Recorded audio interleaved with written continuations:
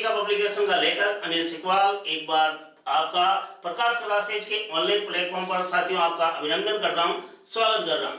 आज जिस चीज को लेकर मैं आपसे चर्चा करने जा रहा हूं वो रीट शिक्षक भर्ती के अंदर बाल विकास और शिक्षा शास्त्र जिस गहनतम विषय के बारे में हम चर्चा करेंगे, जो कि रीट शिक्षक भर्ती का एक ऐसा महत्वपूर्ण आधार है साथियों, जिस पर यदि आपकी पकड़ मजबूत नहीं है तो ये मान के चलिएगा रीट शिक्षक भर्ती में यदि आपको सफल होना है तो बाल विकास और शिक्षा शास्त्र जो कि रीट शिक्षक भर्ती का एक महत्वपूर्ण क्या माना जाता है, सिलेबस का एक ऐसा पार्ट है जिस पर आपकी पकड़ होना बहुत ही क्या है, बहुत ही अगर उस पर पकड़ है तो ये मान के चलिएगा निश्चित रूप से आप सफल होंगे। तो आप और हम चर्चा करेंगे आज बाल विकास और शिक्षा शास्त्र को लेकर। जिस चीज को लेकर मैं आपके सामने रूबरू हो रहा हूं तो आखिर बाल विकास और शिक्षा शास्त्र है क्या, उसका आखिर उस सिलेबस पर कुछ तथ्यात्मक आप हम चर्चा करेंगे। तो देखिएगा, सर्वप्रथम तो हम भारतीय संस्कृति का निर्वहन करते हैं। आपको यहाँ दिखाई दे रहा होगा साथियों, श्री गणेशाय नमः। निश्चित रूप से यदि अब आपको सफल होना है तो निश्चित आप ये मान के चलिएगा आप सफल हो जाओगे, क्योंकि हमने भारतीय संस्कृति का निर्वाह कर लिया आपकी तरफ से, इस संस्थान परिवार की तरफ से। निश्चित आप रीट शिक्षक भर्ती में सफल होंगे, क्योंकि ये कहा गया है कि यदि हम किसी भी कार्य को प्रारंभ करते हैं और गणेश जी की वंदना कर देते हैं तो निश्चित वो कार्य बिना किसी विघ्न के क्या हो जाता, पूर्ण हो जाता है। तो निश्चित ये मानिएगा आप 100% आप रीट शिक्षक भर्ती में सफल होंगे। रीट शिक्षक भर्ती में जिस सब्जेक्ट की मैं बात कर रहा था आपको दिखाई दे रहा होगा, बाल विकास व शिक्षा शास्त्र। क्या है? बाल विकास व शिक्षा शास्त्र, ये आपके पाठ्यक्रम के अंतर्गत सबसे बड़ा हेडिंग डाला जाता है, बाल विकास या शिक्षा शास्त्र। आपके रीट शिक्षक भर्ती में आपका जो बाल विकास या शिक्षा शास्त्र का जो पाठ्यक्रम है साथियों 5 यूनिट में वर्गीकृत है। कितने यूनिट में वर्गीकृत है? 5 यूनिट में वर्गीकृत है। और अब तक जो भी यानी कि जो आगामी रीट भर्ती है जो 31,000 की है, तो ये मान के चलिएगा पहले जो रीट हुई और या आरटेट हुई उस सिलेबस में और इस सिलेबस में अब तक तो कोई परिवर्तन नहीं है। तो 5 यूनिट में जिन सिलेबस को लेकर हम बात करने जा रहे हैं उस सिलेबस पर आप हम चर्चा कर रहे हैं। तो बाल विकास और शिक्षा शास्त्र में कई बार मैं जो प्रतियोगी परीक्षा की तैयारी करने वाले जो विद्यार्थी हैं, कई बार उनके मुंह से सुनता हूं कि सर हमारे पाठ्यक्रम में मनोविज्ञान है साथियों। तो आपके पाठ्यक्रम में मनोविज्ञान तो है, लेकिन वो क्या है, बाल विकास और शिक्षा शास्त्र से जुड़ा हुआ है। तो आपको फर्स्ट यूनिट से पहले भी यदि आपको अन्य तथ्यात्मक जानकारी आपको उपलब्ध करानी अति आवश्यक है। ये मान के चलिएगा कोई भी शिक्षक वर्तमान में ऐसा नहीं है जो बाल विकास या शिक्षा शास्त्र को पढ़ाने से पहले मनोविज्ञान की जानकारी देता है, क्योंकि बाल विकास का संबंध किससे है? इस मनोविज्ञान से है, क्योंकि मनोविज्ञान से ही बाल मनोविज्ञान निकला है। इसका मतलब बाल मनोविज्ञान या बाल विकास किसकी शाखा मानी गई? मनोविज्ञान की शाखा मानी गई। और ये मनोविज्ञान क्या करता है कि बालक को केंद्र में रखकर सिखाने के लिए बात करता है। तो किसकी? शिक्षा शास्त्र से भी इसका क्या हो गया, संबंध हो गया। तो निश्चित आपको जो 5 यूनिट है उससे पहले जो चीज पढ़नी है वो कौन कौन सी पढ़नी है, तो हम बात कर रहे हैं उससे पहले जो चीज पढ़ने जा रहे हैं वो होगी आपके मनोविज्ञान की। क्या होगी साथियों? मनोविज्ञान की। आखिर मनोविज्ञान ये कहां से आया, किसने इस शब्द को पहली बार दिया? जब हम कक्षा के अंदर पढ़ेंगे उसमें हम इस पर चर्चा करेंगे। तो आपके इसके अंतर्गत जो चीज पढ़ोगे वो पढ़ोगे आखिर मनोविज्ञान का उद्भव और विकास कैसे रहा। क्या पढ़ोगे? मनोविज्ञान का उद्भव व विकास किस तरह से चला। इसके अलावा और जो चीज पढ़ोगे वो पढ़ोगे मनोविज्ञान का उद्भव और विकास तो है, आखिर मनोविज्ञान का अर्थ क्या है, कौन कौन से मनोवैज्ञानिकों ने मनोविज्ञान को लेकर इसे परिभाषित किया। तो दूसरा जो पॉइंट है वो पढ़ोगे आप साथियों, मनोविज्ञान का अर्थ वे परिभाषाएं पढ़ोगे। कि कौन कौन से मनोवैज्ञानिक हुए जिन्होंने मनोविज्ञान को लेकर इसे परिभाषित करने के लिए बहुत सारे कथन गए। इसके अलावा फिर पढ़ोगे आप मनोविज्ञान का क्षेत्र कितना है, वर्तमान में मनोविज्ञान कहां कहां काम कर रहा है, मनोविज्ञान का कार्य क्षेत्र पढ़ोगे। इसके अलावा मनोविज्ञान अब किसमें आया साथियों कि शिक्षा में आया। मनोविज्ञान किसमें आ रहा है कि शिक्षा में आया। तो आखिर शिक्षा होती क्या है, किसे कहते हैं शिक्षा। जो चीज पढ़ोगे वो रहेगी शिक्षा का प्रारूप पढ़ोगे और उसके अंदर शिक्षा को लेकर बहुत सारे व्यक्तियों ने कथन गए वो पढ़ोगे। यदि आपसे पूछ लिया जाए साथियों कि आधुनिक शिक्षा का जन्म किसे कहा गया तो निश्चित आप कहोगे कि आज तक हमने पढ़ा ही नहीं, क्योंकि आपके पाठ्यक्रम में शिक्षा शास्त्र है तो क्वेश्चन पूछ सकता है, क्योंकि आप ये नहीं कह सकते हो कि ये आपके पाठ्यक्रम में नहीं है, क्योंकि सारा का सारा आधार 5 यूनिट का इसी पर है साथियों। तो शिक्षा का प्रारूप पढ़ोगे, शिक्षा की विशेषता पढ़ोगे, शिक्षा के प्रकार पढ़ोगे, इसके अलावा शिक्षा का अर्थ पढ़ोगे। तो निश्चित शिक्षा का प्रारूप, उसके बाद शिक्षा का अर्थ, उसके प्रकार और विशेषताएं, ये भी आपको पढ़नी पड़ेगी। इसके अलावा यदि हम बात करते हैं तो मनोविज्ञान शिक्षा में आता ही किसकी उत्पत्ति हुई साथियों कि शिक्षा मनोविज्ञान की उत्पत्ति हुई। किसकी हुई? शिक्षा मनोविज्ञान की। अब तक आप जो पढ़ रहे थे वो केवल क्या पढ़ रहे थे? मनोविज्ञान। मनोविज्ञान किसमें आया? शिक्षा में आया, तो शिक्षा को पढ़ा और शिक्षा के अंदर जैसे ही मनोविज्ञान प्रवेश हुआ तो एक तरह से शिक्षा मनोविज्ञान की उत्पत्ति हुई। तो मनोविज्ञान की एक शाखा का नाम शिक्षा मनोविज्ञान भी है। तो इस चीज को आप जब पढ़ोगे वो रहेगी आपके शिक्षा मनोविज्ञान। तो शिक्षा मनोविज्ञान का अर्थ पढ़ोगे, इसकी परिभाषा पढ़ोगे और इसके संदर्भ में कुछ तथ्यात्मक जानकारी पढ़ोगे और फिर इसके अलावा आप पढ़ोगे शिक्षा मनोविज्ञान का महत्व। क्या पढ़ोगे? शिक्षा मनोविज्ञान का महत्व, वर्तमान में इसकी क्या इंपोर्टेंस है, क्या उपादेयता है। तो अब आपकी जो 5 यूनिट है उस 5 यूनिट को पढ़ने से पहले साथियों आपको इन 6 पॉइंटों को आपको पढ़ना पड़ेगा। मान के चलिएगा मैं केवल प्रकाश क्लासेज के लिए नहीं कह रहा हूं साथियों, क्योंकि मुझे पता है कि ऑनलाइन प्लेटफॉर्म बहुत सारे हैं साथियों, लेकिन वहां पर शुरुआत जो होती केवल कहां से होती? बाल विकास से होती। कोई भी शिक्षक नहीं पढ़ाता साथियों, केवल एकमात्र जो संस्थान है प्रकाश क्लासेज का ऑनलाइन प्लेटफॉर्म, जहां पर आपकी जो शुरुआत होगी वो होगी मनोविज्ञान से, ताकि कम से कम वो 5 यूनिट का जो आधार है वो आपका क्या हो जाए साथियों? मजबूत हो जाए। क्योंकि यहां से यदि क्वेश्चन पूछा जाए तो आप यह नहीं कह सकते हो कि आपके पाठ्यक्रम में नहीं है, क्योंकि इनका सबका संबंध किससे? बाल विकास और आपके शिक्षा शास्त्र से है साथियों। तो इन सबको आपको क्या करना पड़ेगा? पढ़ना पड़ेगा। तो आपके पाठ्यक्रम को शुरू होने से पहले जिन जिन तथ्यों को आपको जानकारी आपको पढ़ने को मिलेगी वो ये सारे का सारा है कि मनोविज्ञान का उद्भव और विकास पढ़ोगे।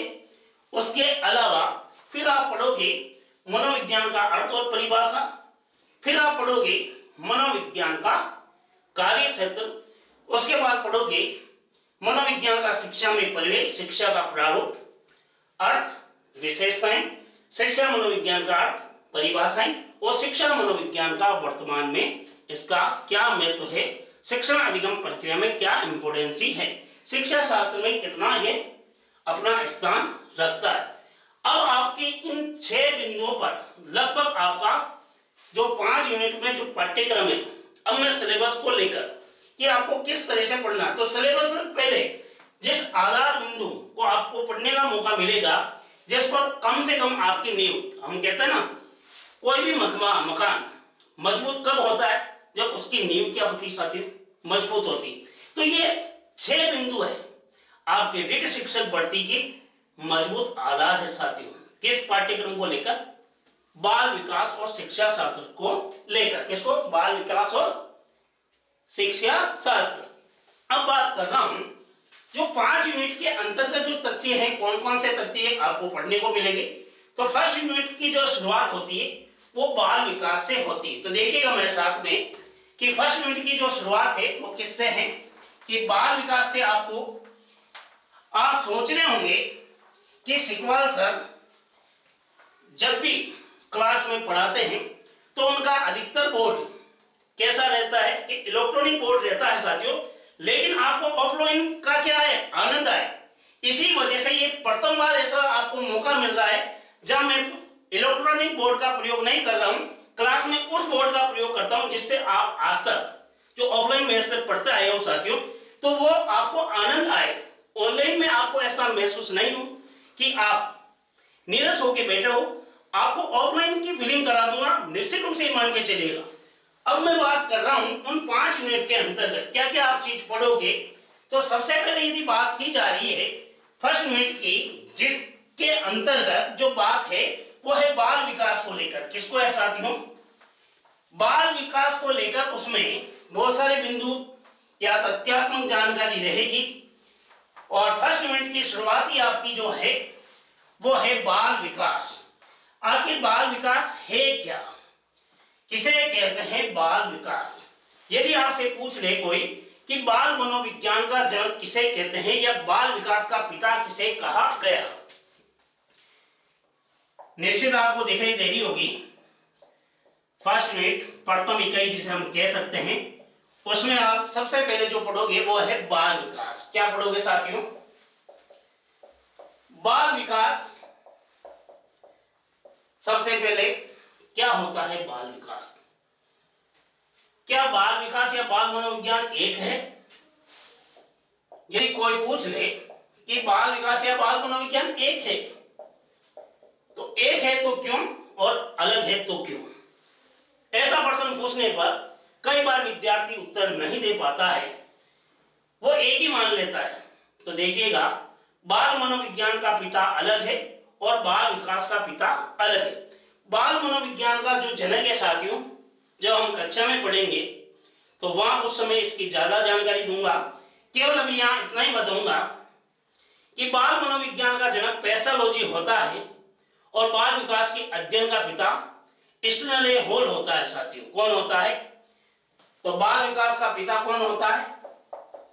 हॉल है, और जबकि बाल मनोविज्ञान का जो पिता है वो है पेस्टालोजी। आपने अपने कॉलेज के जमाने में खूब पेस्ट्री खाई होगी, पेस्ट्री खिलाई होगी, नाम याद रह जाएगा साथियों, पेस्टालोजी। पेस्ट्री लो मत लो। तो बाल मनोविज्ञान का पिता पेस्टालोजी और बाल विकास का पिता हॉल, दोनों अलग है। इसका मतलब दोनों में भी काफी अंतर रहेगा। जब आप कक्षा में पढ़ोगे तो उस समय हम और आप इस पर ज्यादा चर्चा करेंगे। आज केवल सिलेबस को लेकर चर्चा हो रही। तो सबसे पहले आप जो चीज पढ़ोगे वो है बाल विकास या बाल मनोविज्ञान। इसके अंदर जो चीज पढ़ोगे वो रहेगी बाल विकास का इतिहास क्रम। क्या पढ़ोगे? बाल विकास का इतिहास क्रम क्या रहा, कहां से शुरुआत हुई, कैसे चला, किस तरह से ये वर्तमान तक पहुंचा। तो 20वीं शताब्दी तक आते आते या 19वीं शताब्दी में इसे क्या कहा गया, और भारत में बाल विकास को लेकर कब कार्य किए गए, बालकों के विकास के लिए कौन कौन से मनोवैज्ञानिक हुए जिन्होंने कार्य किया, इन सब पर आप अध्ययन करोगे। तो ये तो रहा आपका पहला पॉइंट, बाल विकास का इतिहास क्रम। दूसरा जो चीज पढ़ोगे वो पढ़ोगे बाल मनोविज्ञान का अर्थ। क्या पढ़ोगे? बाल मनोविज्ञान का अर्थ क्या है। तीसरे बिंदु की यदि हम बात कर रहे हैं तो आप पढ़ोगे बाल विकास के सिद्धांत। क्या पढ़ोगे? बाल विकास के सिद्धांत कौन कौन से हैं। कई बार विकास के सिद्धांत भी पूछ लिए जाते हैं, तो बाल विकास के सिद्धांत कहूं या विकास के सिद्धांत कहूं, दोनों का मतलब एक ही है। दोनों सिद्धांतों में कोई अंतर नहीं है साथियों। बालकों के विकास को लेकर कौन कौन से सिद्धांत दिए, कौन कौन से मनोवैज्ञानिक ने, यहाँ केवल बिंदु लिखा है। कक्षा के दरमियान इस पर व्यापक चर्चा करेंगे। इसके अलावा और यदि देखा जाए तो फिर आप पढ़ोगे बाल विकास को प्रभावित करने वाले कारक। क्या पढ़ोगे? बाल विकास को प्रभावित करने वाले कारक। कारक को कारण भी कहते हैं साथियों। कई बार विद्यार्थी पूछता है कि कारक और कारण अलग है, तो दोनों का मतलब एक ही है साथियों। तो बाल विकास को कौन कौन से कारक प्रभावित करते हैं? जैसे वंशानुक्रम है, वातावरण है, पौष्टिक भोजन है, आपकी अंत्य ग्रंथियां हैं, और यदि देखा जाए तो बाल विकास को प्रभावित करने वाले कारकों में प्रजाति भी आती है, जन्म में क्रमबद्धता भी आती है साथियों। और यदि हम बात करते हैं तो इसके अलावा वातावरण है। तो ये सब के सब कारक जिस पर हम व्यापक चर्चा कक्षा के दरमियान करेंगे। आपको केवल यहाँ इतनी ही बात बता रहा हूँ कि बाल विकास का इतिहास क्रम पढ़ोगे, बाल मनोविज्ञान का अर्थ पढ़ोगे, बाल विकास के सिद्धांत पढ़ोगे, और बाल विकास को प्रभावित करने वाले कारक पढ़ोगे। अभी भी साथियों आपकी यूनिट पहली नहीं हुई है, और क्या पढ़ने जा रहे हो फर्स्ट यूनिट में, तो वो रहेगा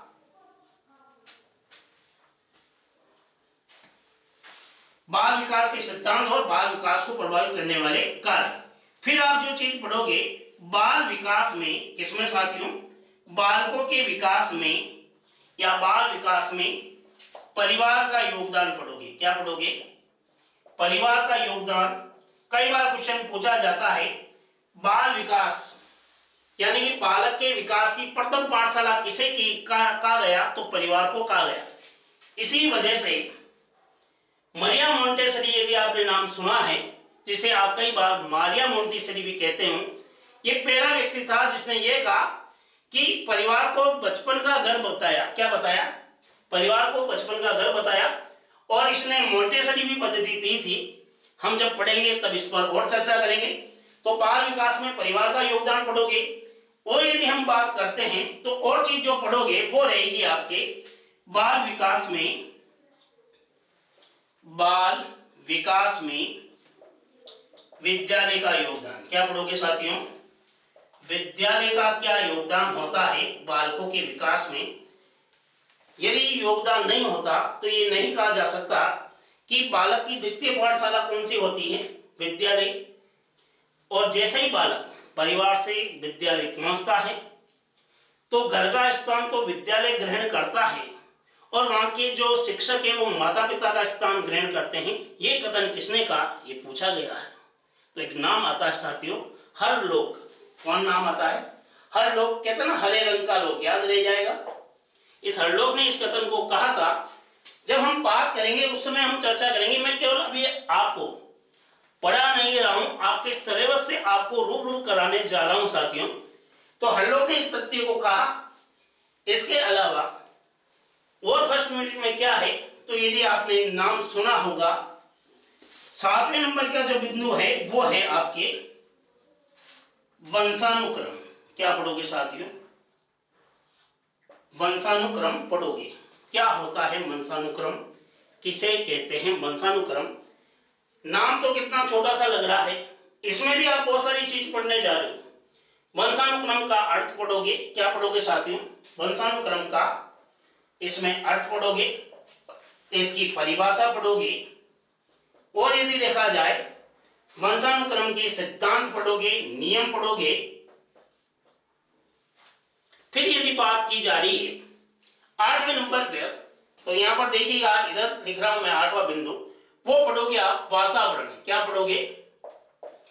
वातावरण। वातावरण कितने प्रकार के होते हैं, वातावरण का अर्थ क्या होता है, वातावरण किसे कहते हैं। कई बार आपने सुना होगा सर वातावरण को हम पर्यावरण भी कहते हैं। और पर्यावरण और वातावरण यदि एक है, यानी आपके चारों ओर का जो आवरण है वो वातावरण कहलाता है। वातावरण दो प्रकार का माना जाता है, एक तो आंतरिक, एक बाह्य। बाह्य वातावरण को भी दो भागों में बांटा गया, एक तो भौतिक होता है, एक सामाजिक होता है। जब हम पढ़ाएंगे तब इस पर ज्यादा चर्चा करेंगे। अब आप सोच रहे होंगे कि वंशानुक्रम और वातावरण आ गया तो आपका पाठ्यक्रम की फर्स्ट यूनिट हो गई होगी। अभी भी नहीं हुई साथियों पूरी। अब आप चीज आ रही है कि और क्या पढ़ोगे, तो आपने नाम सुना होगा विकास की अवस्थाएं। क्या नाम सुना? विकास की अवस्थाएं। और विकास की अवस्थाओं में यदि बात करें तो विकास की अवस्थाओं को आपके पाठ्यक्रम में को मद्देनजर रखते हुए यदि मैं बात करता हूं तो 3 अवस्थाएं होती है। लेकिन विकास की लगभग 4 अवस्थाएं मानी गई। कौन कौन सी विकास की अवस्थाएं पढ़ोगे? तो सबसे पहला यदि देखा जाए तो उसमें एक चीज पढ़ोगे विकास की अवस्थाओं में, वो है शेषवा अवस्था। क्या पढ़ोगे? शेषवा अवस्था। ये शेषवा अवस्था जो कि जन्म से 5 वर्ष निर्धारित की गई, कितने की गई साथियों? जन्म से 5 वर्ष। इस शेषवा अवस्था को भी 2 भागों में बांटा गया, पूर्व शेषवा अवस्था, उत्तर शेषवा अवस्था। जब हम कक्षा के दरमियान इस पर चर्चा करेंगे, उसमें व्यापक जानकारी करेंगे। शेषवा अवस्था को लेकर बहुत सारे व्यक्तियों ने कथन कहे हैं, जैसे एक नाम आता है सिगमंड फ्रायड। नाम आपने भी सुना होगा यदि आपने बीएड अच्छे से की होगी या एसटीसी अच्छे से की, जिसे वर्तमान में डीएलएड के नाम से संबोधित है। यदि आपने वहां अच्छा सा पढ़ा होगा तो निश्चित उस कथन को आप अच्छे से भलीभांति परिचित होंगे कि 4-5 वर्षों में बालक भावी जीवन की नींव रख लेता है। इस कथन के प्रतिपादक कौन है? तो सिगमंड फ्रायड है। शेषवा अवस्था को आदर्श या सीखने का आदर्श काल भी कहा।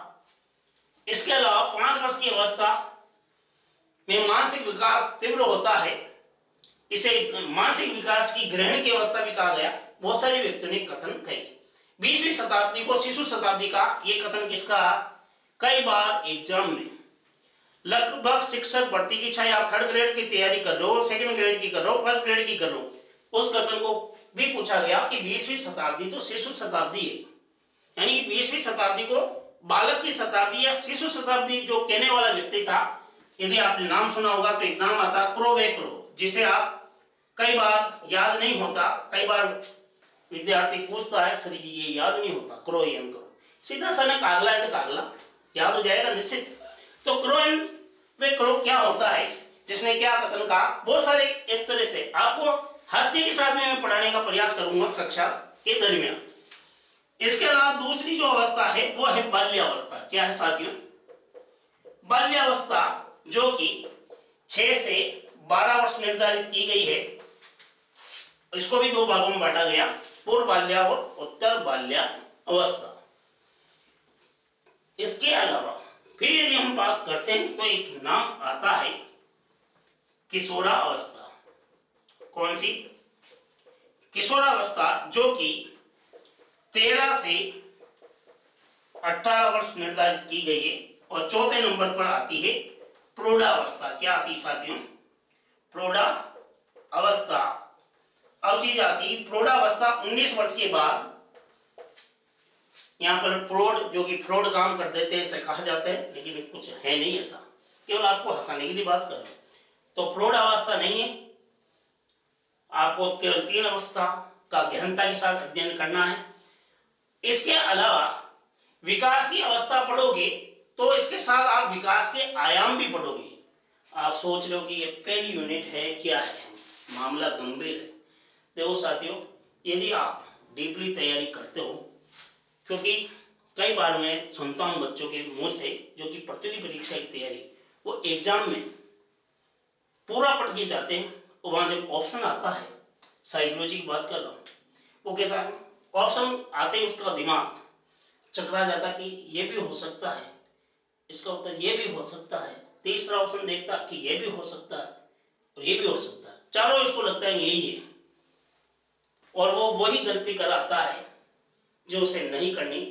फिर जब रिजल्ट आता है तो क्या कहता है, यार मनोविज्ञान में अगर थोड़ी सी पकड़ होती तो उसके लिए आपके कॉन्सेप्ट क्या होने चाहिए साथियों? क्लियर। तो इसमें अब आप जो चीज और पढ़ोगे वो पढ़ोगे विकास के आयाम। क्या होता है विकास के आयाम, किसे कहते हैं? तो विकास के आयामों की यदि मैं बात करने जा रहा हूं तो शेषावस्था में आप जो शारीरिक विकास पढ़ोगे वो विकास के आयाम है। मानसिक विकास पढ़ोगे वो भी आयाम है, संवेगात्मक विकास वो भी आयाम है, सामाजिक विकास वो भी आयाम है, और शैक्षिक विकास, ये सारा का सारा जो आप चीज पढ़ोगे, ऐसा वैसा बाल्यावस्था किशोरावस्था का भी पढ़ोगे, वो भी क्या है, विकास के आयाम ही रहेंगे। इसके अलावा अभी भी आपका पाठ्यक्रम की फर्स्ट यूनिट पूरी नहीं हुई होगी, तो आप सोच रहे होंगे वो क्या है गुरुदेव। तो साथियों एक बार इसका स्क्रीनशॉट लीजिएगा, फिर हम अगले बिंदु पर इसी फर्स्ट यूनिट पर चर्चा कर रहे हैं, तो निश्चित रूप से आपने ले लिया होगा।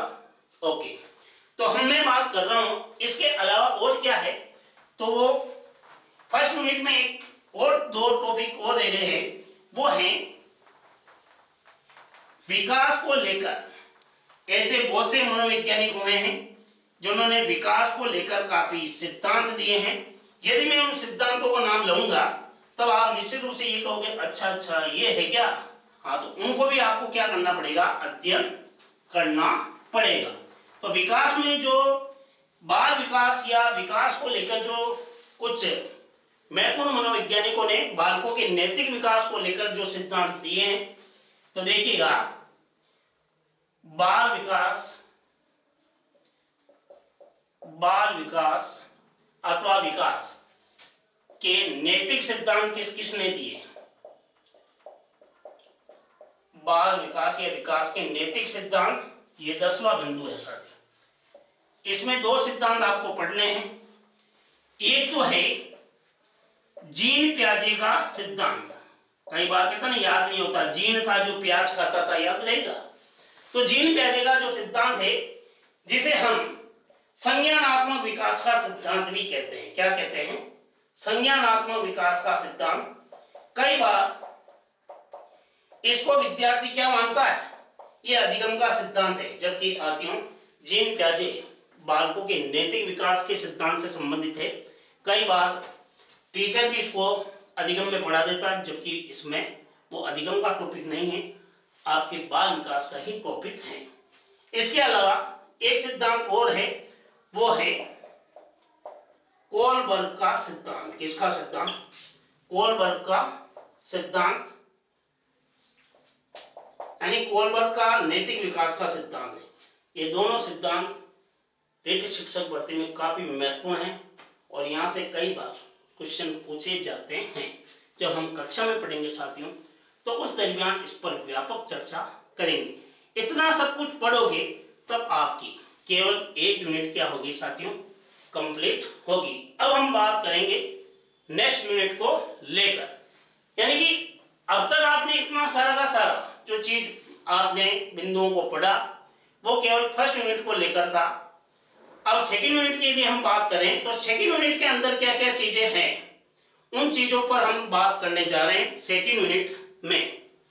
तो निश्चित रूप से आपको चीज समझ में आ रही होगी कि फर्स्ट यूनिट में क्या क्या है। तो सेकंड यूनिट की चर्चा करेंगे अगली कक्षा में। तो निश्चित रूप से आपको अच्छा लगा होगा, इस वीडियो को शेयर कीजिएगा।